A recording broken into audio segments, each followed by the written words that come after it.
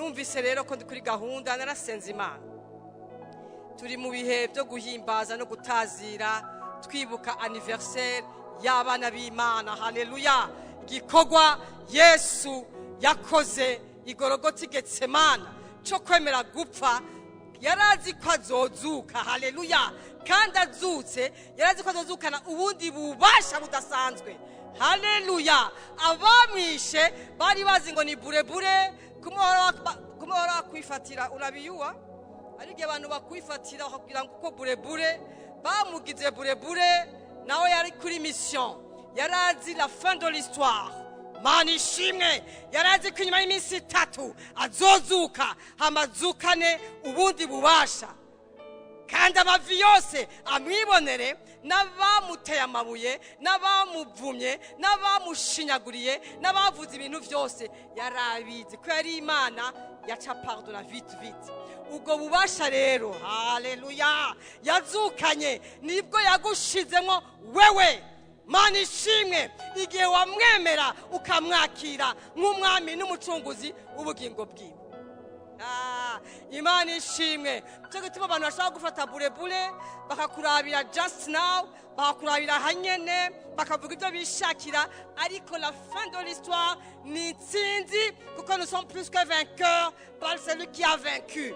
Mani ishimwe cyane, yaranesheje, tugwanira rero muri territoire y'abanesha. Mani ishimwe rero ntugire ubwoba, zuhimbaza Imana mu bigoye, mu byiza. Niba abantu bahindagurika banezera gusiba ibintu bimeze neza, kuko cyakubwira ngo je nshaka abantu bifatikanya n'imibabaro yanje, kuko mu mibabaro yanje niho mwavukiye. Haleluya. Twavukiye mu mibabaro ya Kristo Yesu. Uzumenya ngo imibabaro yanje hariho abagira bavuka inyuma yanje. Mani ishimwe. Narumvise intaye Papa Celestin nikafurahi. Baba barikiwe sana, naranezerewe. Uyu mupapa ariko aravuga intahe yiwe biraryoshe. Sasa rero kino gihe kiragoye, abantu basigaye bashaka ibintu palpable, ibintu bifatika. Umenga abantu barushe, Imana idufashe cyane. Umenga abantu barushe mu ishengero ry'Imana, umenga amajambo ni yayandi, ariko turakeneye des témoignages vivants z'abantu bavuga vy'ukuri Yesu babonye imbona nkubona. Haleluya. Narigerageje kwiyumvira umuntu yatanguye ishuri 10 ans, ngera kwiyumvira umuntu yambaye ibirato ari misekiye, naho kwiyumvira jewe nkuko nawe uvyumvira. Ariko no munsi piga kude urabikirato yambaye karabasata karabashaka. Mani ishimwe kwita kude ya masenture cyangwa amapantaro yambara. Yesu ashimwe. C'est la gloire de Dieu. Yesu ashimwe. Muze mubwira ko umuntu aberewe, ko je ni mafama jalousie. Yesu adufashe. Uzubwira Yesu turaberewe kubw'icoro cy'Imana. Oya nituri abandi birata bigira ibiro. C'est pour la gloire de l'Éternel. Ni kubw'icoro cy'Imana. Saneza mvango mwami nuhabwe icubahiro, nambaye neza Mana nuhabwe icubahiro. Sukuza gupirikisha abantu, apana ukaba ufise izo mind. Ndugu yangu ihane, kuko Imana yacu jambo ryeva ngo inyonga zuhoraho ngo zinyuragira kwisi yose. Dieu sonde les cœurs. Imana ifashe, Imana igufashe. Namba noko nugira ngo pirikisha abantu biragahera mu izina rya Yesu.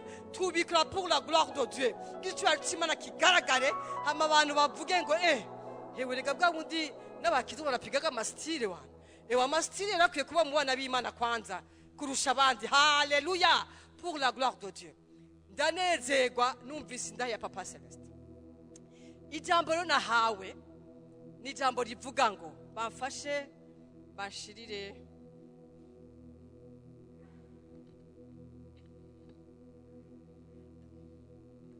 Imana ishimwe cyane. Intahe yanyu yaramfashije cyane, cyanumva no kwigirako. Yesu ashimwe. Cyanumva nundi wese vraiment yabyumvise yo mwigirako. Aba abantu bagera ahantu babwira umuntu vraiment ari abadebaguzi ni terrible vraiment. Nigihe cya Yesu bariho, donc nibize bigukange. Nigihe cya Yesu bariho bamubwira ngo kuri umwami w'abayuda bikwaye. Sasa ujitoe sasa kwa msalaba, jitoe bayana. n'igihe ca Yesu bariho rero nibavuga uba pardonne ubasame bazobona Imana. Haleluya, bazobona Imana yawe hama mu gihe gikwiriye nabo bayizeye. Bane abantu bagira nagira umuntu ngo ndugu yangu wowe ibintu wabikwagi, wowe umuduga wawe wari uraparitse gusa ka atrosi ramenye, undi muduga wari hajya ngo barawuhitanye. Ewa mugabo uyicunge ni usigaye mu izina rya Yesu. Urumva bade bagutse ngo ni usigaye gute? Impossible. Yesu ashimwe. Kandi nyuma y'ibyo barabonye Imana yiwe. Reka abantu babone Imana yawe. Ariko nagira ndakubaze kuri uyu mugoroba nkuko nanje nibajije, dusangiye iyi teme ivango kwigira ku muntu muzima bizokugira muzima. Kwigira ku muntu muzima nawe bizokugira umuntu muzima. Imana ishime cyane. Kino gihe rero abantu benshi baranyotewe abantu bazima kugira ngo babigireko, ariko ikibabaje kandi nuko aujourd'hui mu nzu y'Imana abantu bariko bigira ku bataribo, manake banapiga marche en arrière. Ukaza wumva abantu basuye muri twa tuyoga, muri twa tuntu twa kera. Kubera iki? Hari abantu bakurikiye batari bazima. Mureke iki gihe Yesu ariko aranyaruka gutora umugeni wiwe, witorere umuntu muzima maze mujane mugendane. Uve ni watora umuntu atariwe, kama haumubadilishi yatakubadilisha. Mane dutabara. Kandi malheureusement c'est ce qui est en train de se voir dans l'église d'aujourd'hui. Katurabu uyu mugabo tumaze iminsi twigira ko yitwa Yoshafati, ingene kugira ngo aronye ububasha n'ubutunzi n'intsinzi mu bintu byose, hariho umuntu yigiye kuri sekuruza wiwe Dawidi. Tukaba tuzi amakalifikatifu ya Dawidi uko yari ameze. Dawidi cambere ariko mutuma dega, ariko ngo yari afise umutima umenetse ukunyaruka, akagira ngo mwami wanje byasubiye kungora, nasanze naravye umudada tasanga byagenze ukundi kuri, agaca yururuka. Yesu nashimwe. Uwera ni Imana yonyene, ibindi na maraso ya Yesu atweza ku munsi iyo wururutse ugaca bugufi. Dawidi agaca yururuka, kabwira Imana ngo nina nifise ishaka, bonye bane karoni ibintu mba nafashe umuheto nisha abantu. Agaca yururuka, Mana vyangoye.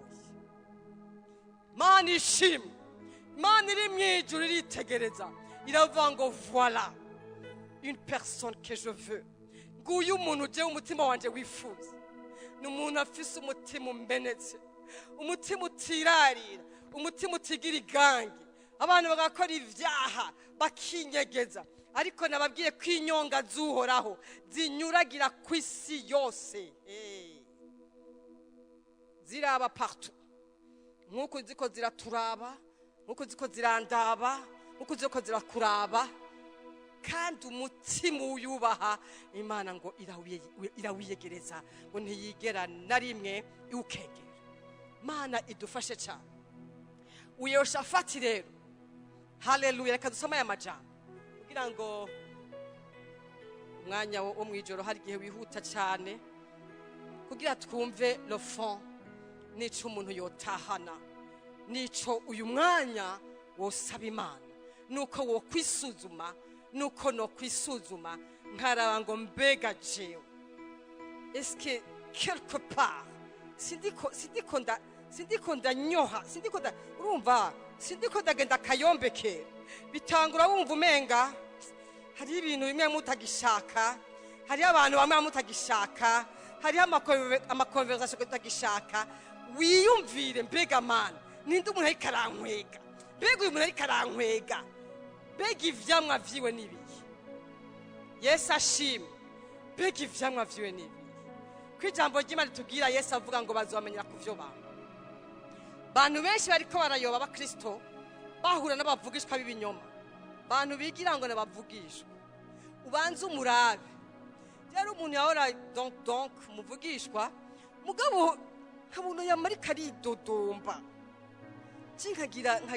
nkagira kadute kavuga none koma uyu muntu ko abantu baza bamugana mugabo ahuye n'ikibazo akavuga ibintu je nkavuga ngasa iyi problème vraiment nivyo vyavyamo Yesu adufashe natwe rero tubonerwa ni mu majaribu majaribu ni chakula cha mukristo wakusimange amaminyone fashasha haleluya ibigeragezo nivyo kurya by'umukristo reka bagushinyagurire reka bakuvuge ariko usa muri wa mutima wo guhimbaza Imana no kwitazira haleluya kukuziko no kubaho konyene c'est grâce à lui haleluya no kugendagenda konyene c'est grâce à lui nibindi arabizi ari bumenye ingene abigenza we gusuhagarare uvuga uti Imana yanje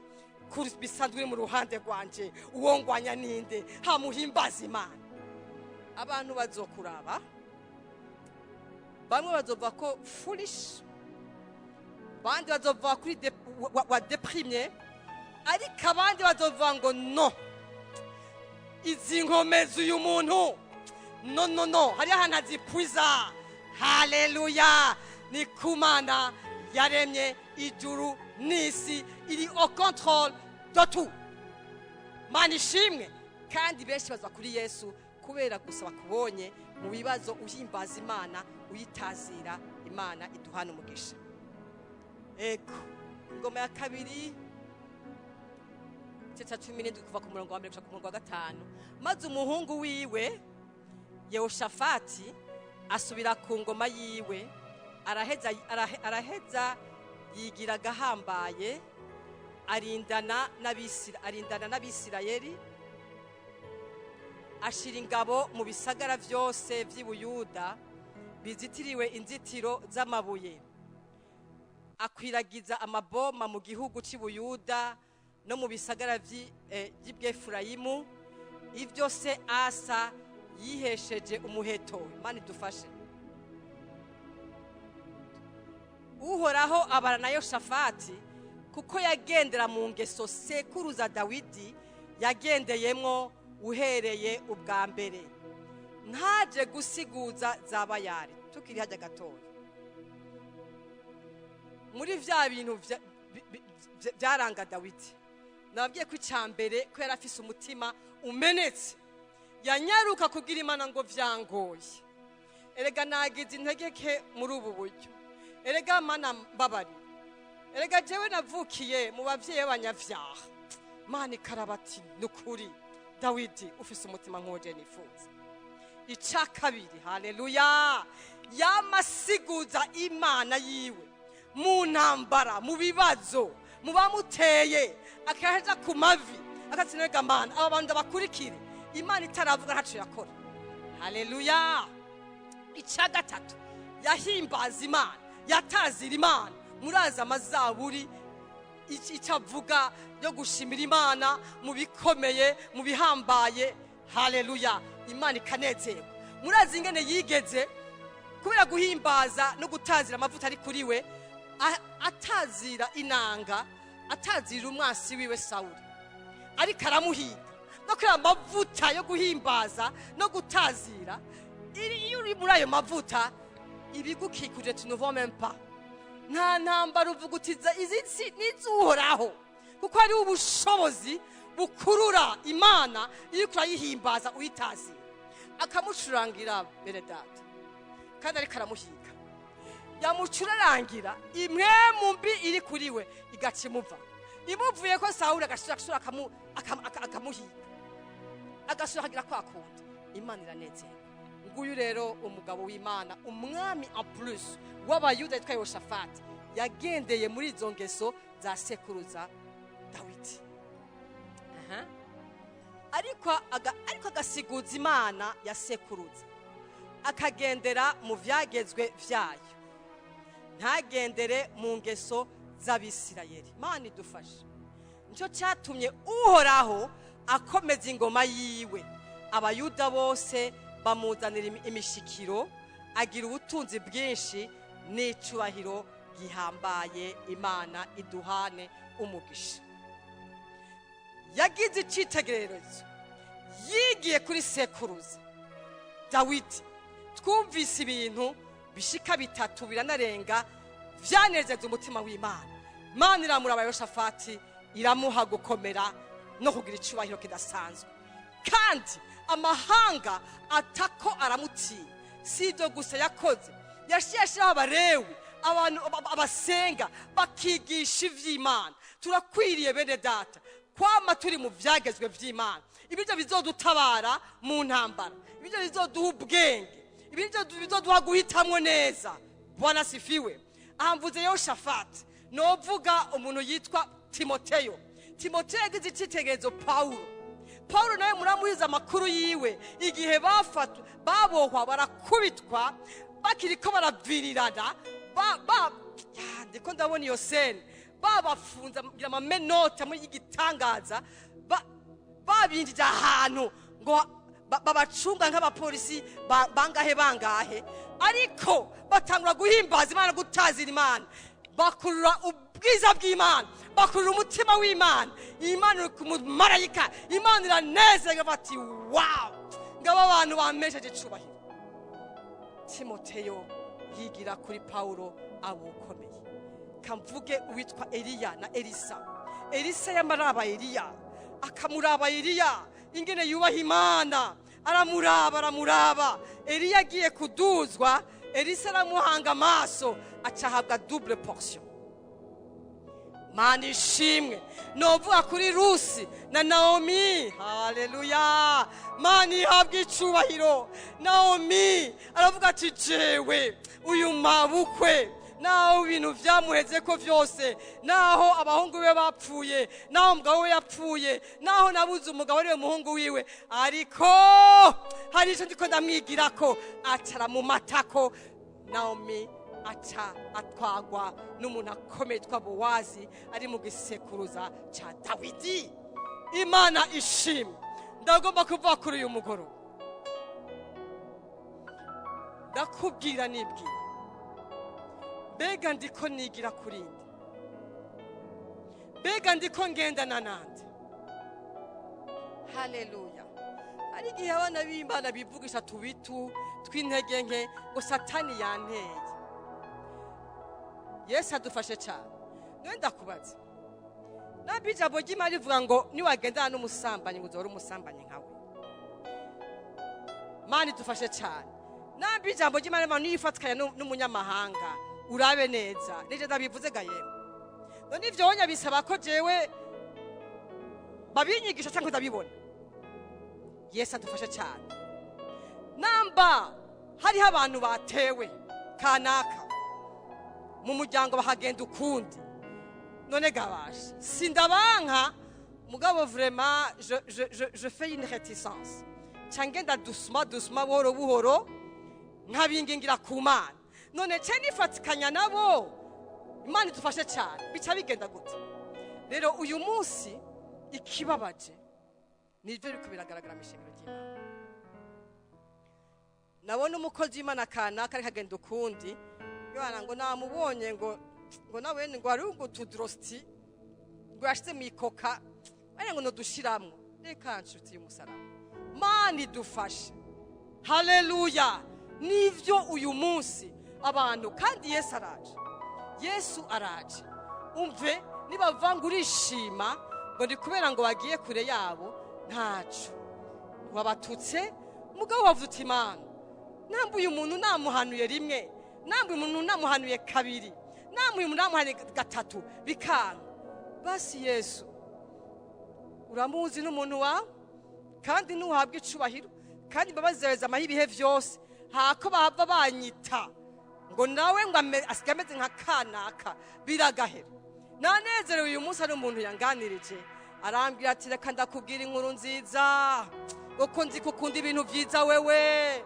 Wari umuntu yambwiye, haleluya, ngo uzugendane nuya ngo kuko ari muzima. Kandi uwo muntu yabivuga n'umuntu w'umunyantege, ariko aca ahantu urundi amubwira ngo urafatanya n'ujya sha kubera umwana kujya kuntu ujya muntu ngene yisonera umwana kujya muntu ngene vraiment mu wundi buryo ashavuye yubaha Imana kuko kwisonera Yesu adufashe haleluya mu wundi buryo akavuga ngo ntujya muntu ngene yubaha Imana ko ujya muntu ngene agenda yigengesera mubona ko adashuhagirika Imana ishimwe mureke twinginga Imana muri iyi minsi yo guhimbaza no gutazira Imana ya action de grâce nisuzume nawe wisuzume urabe ngo mbegama ni ikihe cyitegerezo pour le moment ndiko ndagendana nuhe muntu turiko turagendana mbega ariko raduza ukwizera kwanje cyangwa karakumanura Yesu adufashe cyane mbega ariko arangeuza cyangwa tuko turabandanya neza Yesu adufashe bigutume kwiyumvira nanje niyumvire kuko nivyo biriko birica umugeni wa Yesu mu buryo mwe canke mu bundi kandi nawe urabibona kandi nawe urabizi Yesu ashimwe Bibiri jambo ry'Imana ngo ni cyitegererezo cyacu haleluya ibiri mu kino gitabo nico gituma Yosuwa yavuga ngo tubirimbure ijoro n'umurango ngo niho ibyacu bizogenda neza nitwicara tukaja mu ijambo ry'Imana tukaraba abantu bagiye barabivyitegerezo bizima n'ababakurikiye ingene baguwe neza ingene bamerewe neza nawe uzokwitorera kandi uramufise Yesu nashimwe naye ndamufise kandi ndanezerewe vraiment je nabaje Imana mana je vraiment ndagushima Yesu ko wabonye ko jewe imyaka ndiko ndajamo yugukura wayinteguriye kugira ngo ndayiheze neza vraiment Yesu ashimwe murandavyo hava ngo mwami cyagenze gute jewe kugira ngo nzungurukishe mwami Yesu kugira ngo haleluya ngiri citegerezo nigirako maze mwami wanje jewe imyaka yanje nzoyirangiza amahoro Yesu nashimwe ndakwifuza kutayoba ndakwifuriza kutimita ne pas imiter ni wimite Yesu adufashe cyane ndakwingingira Imana y'uburyo busagutse ndakwingira Imana nzima wirinde ibya kino gihe bakamenyi aba se wa Yoshafati Asa yatanguye neza bandugu yatanguye neza ariko acahura n'umupagani yitwa umwami w'Abasiri acamutwara mu bintu by'igipfumu by'abakamenyi yahora asiguza Imana agapika korosi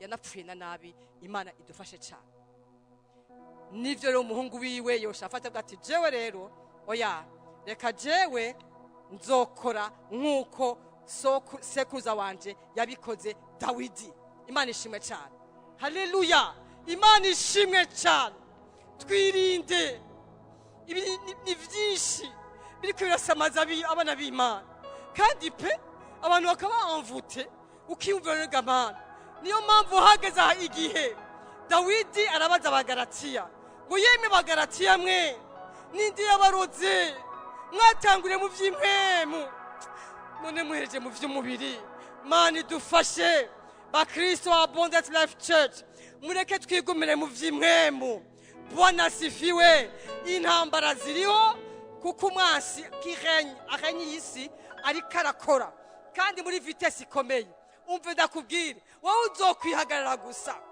jambo ry'Imana ryatubwiye ngo wihagarire gusa wewe ngurabe agakiza ndibukuzane Bwana sifiwe ugumane n'Imana yawe haleluya twigumire mu mpemu nibizobura ni vyinshi bigomba gutembagaza umugeni wa Yesu ni vyinshi ariko uzuhagarara numvise ntaye Papa Celestin niza abandi benshi naye novuga iyanje je abantu bamwe barageze ahantu barambwira ati LYDIA none wewe kumenga gahe urabaye nka Yobu vraiment negasema aca bituyakosha ari abantu bafise utuntu two gushaka kugwisha baza bari gentil baza bifise ma gentillesse baragukunda gogo oya gashaka gogo vraiment oya niryo ukunda vraiment ibi bintu vraiment ibi bintu ibiki Yesu ashimwe cyane ibiki ego biriho ariko data wo twese wo mwijuru ari au contrôle de tout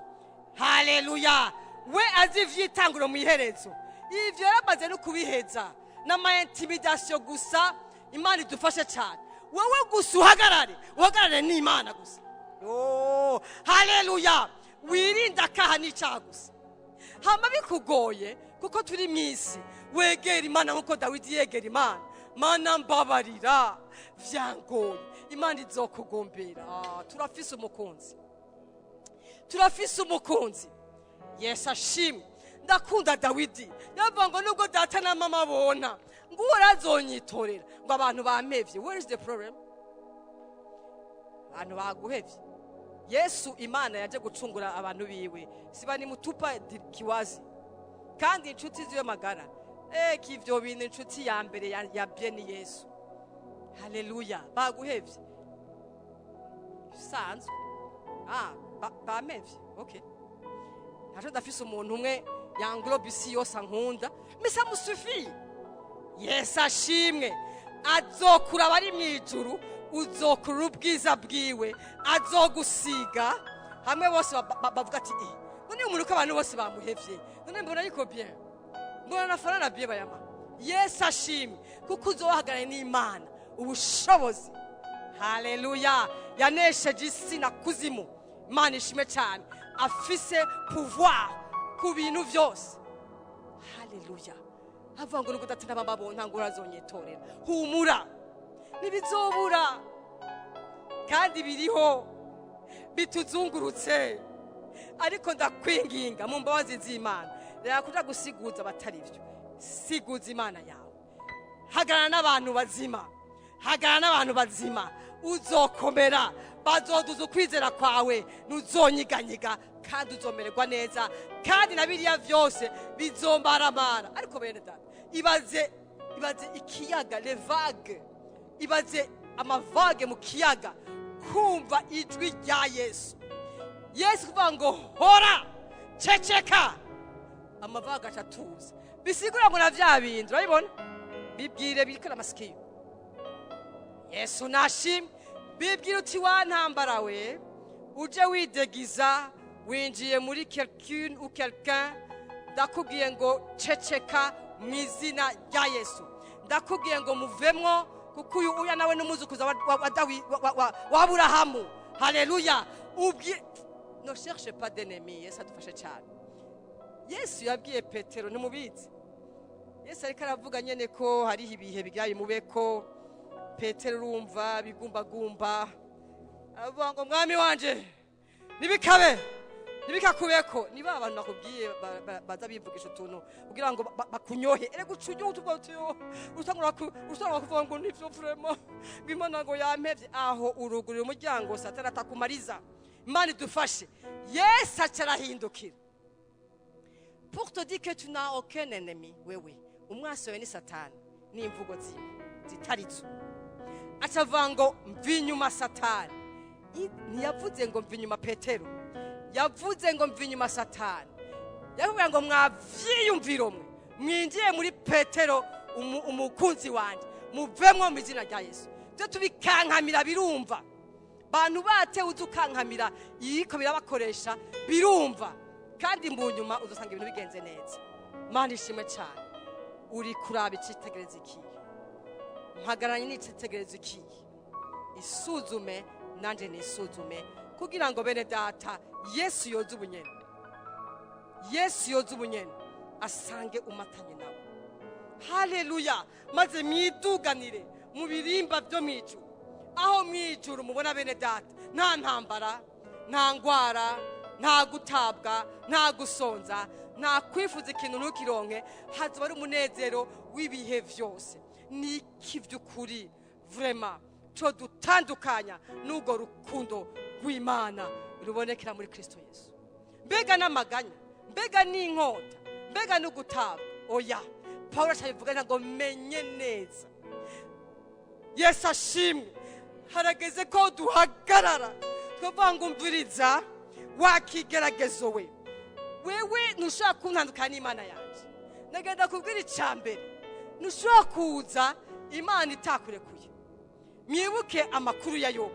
Ingene il y a eu une conversation avec le diable. imana yagize conversation na satani bisigura ngo humura numva no guhumuriza mwene data haleluya nkuko nanje numva mwemu yarampumuriza biriho kandi birasuriranye ariko humura yaravuze ngo nacabagerageje atasho kwihanganira ngo nubwo cohaba haleluya ngo nzobacira kanze mubone ingene mu gisokamo ni wa munezero Yesu atwuzuza turi mu bibazo abantu bagira ngo twadeprime no turi normal Yesu ashimwe turi très normal kuko tuzi ko duhagararanye n'umunyenkomezi Imana ishimwe cyane n'aya majambo numvise twofasha muri ibi bihe wibaze nanje nibaze mbega niko nigira kurinde mbega ninde mutwo turagendana mbega uyo muntu ko two turagendana mu buryo bw'imwemu bimeze gute mbega ntari karankwega mbega ntari karansubiza inyuma murekure mu izina rya Yesu murekure mu izina rya Yesu haleluya murekure mu izina rya Yesu numwase mugabo murekure Bwana asifiwe murekure murekure Yesu igihe yaguhamagara Yesu igihe yampamagara j'étais seul tu étais seul kandi no mu kuguhamagara aje gutora umugeni sikivunga